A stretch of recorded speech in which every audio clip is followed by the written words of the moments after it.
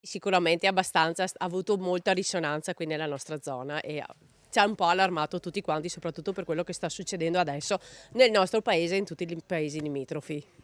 Ricorda molto bene questa residente di Refrontolo la rapina accaduta in piena notte lo scorso 20 marzo, quando 4 persone entrarono in un'abitazione armati di pistola minacciando madre e figlio 19enne.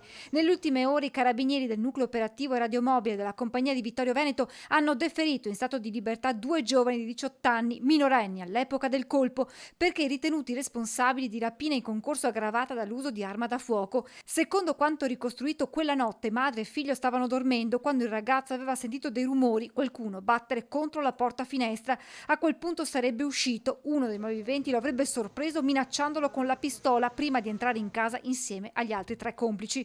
Per madre e figlio era iniziato l'incubo, sotto la minaccia dell'arma era stato intimato loro di consegnare il denaro. Alla fine i 4 erano scappati con circa 8.000 euro in contanti. Passato lo shock iniziale, le 2 vittime avevano chiamato i carabinieri. Le indagini hanno permesso di individuare e denunciare i 2 giovanissimi, entrambi della sinistra Piave, un ragazzo italiano e un coetaneo dell'Est Europa. Il lavoro dei militari continua per risalire agli altri 2 componenti della banda, probabilmente anch'essi giovanissimi. Abbiamo colto con estrema soddisfazione la notizia della cattura di questi malviventi, soprattutto perché questo, diciamo, in qualche modo rasserena chi ha subito questo furto e rasserena anche le persone che vivono qui in zona. Un grosso applauso va alle forze dell'ordine che con le loro indagini hanno saputo arrivare a quest'ottimo risultato. Ecco, l'augurio è che adesso chi interverrà dopo di loro sappia dare a questi malviventi la giusta pena. Un episodio che si aggiunge ad una serie di colpi messi a segno nell'ultimo periodo a Refrontolo, così come nei comuni limitrofi.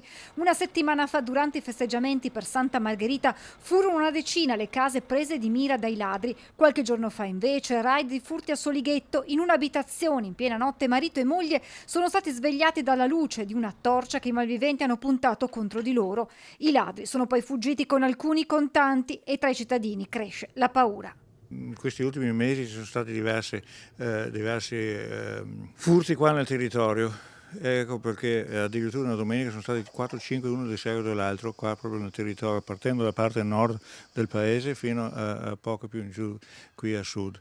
Quindi anche questo evento ci preoccupa parecchio. Ultimamente qui non è che si viva troppo bene, io abito al secondo piano e anch'io ero abituata a lasciare sempre tutto aperto. Adesso invece ho quello sempre di chiudere perché ne senti uno ogni giorno, se non è a Refronto è a Pieve, se non è a Pieve è a Farra, a Col San Martino. Qua nella nostra zona ultimamente sei molto allarmato a rimanere a casa.